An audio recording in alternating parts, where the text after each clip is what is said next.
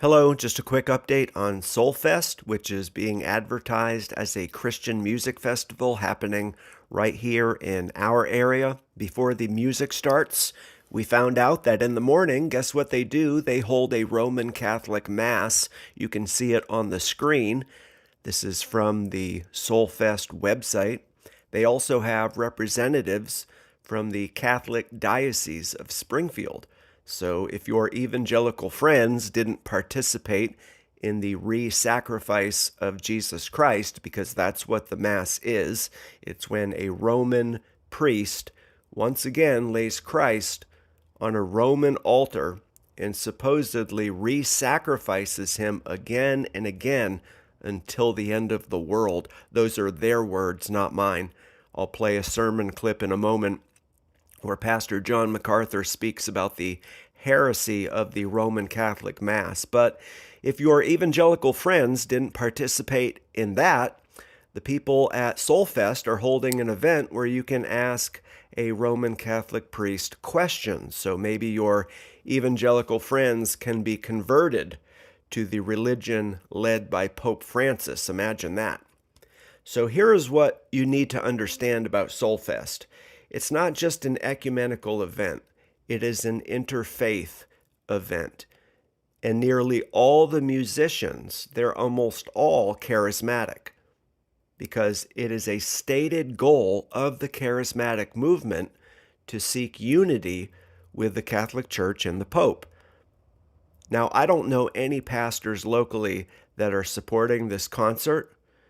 The only pastors I know who are supporting it are the Pentecostal and charismatic pastors. My friends, Pope Francis is the biggest false prophet, the biggest false teacher on earth. Evangelicals cannot have unity with Rome and the Pope, and that's what the organizers of Soulfest are trying to do. So please be careful, but here is Pastor John MacArthur to speak about the Roman Catholic Mass. John O'Brien, a Catholic priest, has helped Roman Catholics to understand the importance of the Mass. He has written a book called The Faith of Millions, The Credentials of the Catholic Religion. It is a classic work. This is what he writes. John O'Brien, very popular work.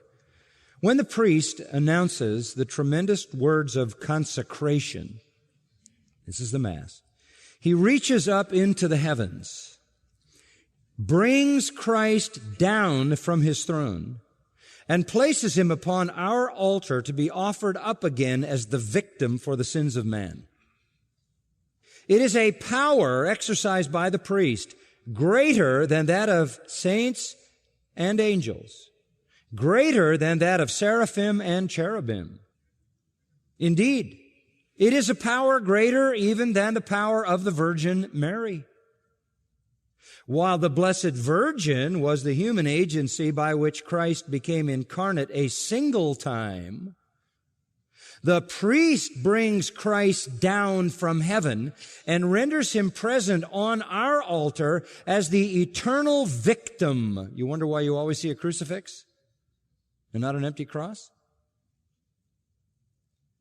The priest brings Christ down from heaven and renders him present on our altar as the eternal victim for the sins of man, not once, but 1,000 times. Stop there for a moment. You see the comparison? Mary only brought him into the world once. The priest brings him down thousands of times. He has greater power than the Virgin Mary. In other words, the Mass is really Christ. It is really a sacrifice on a real altar by a real priest, just like priests in the Old Testament offered an animal on the altar as a sacrifice.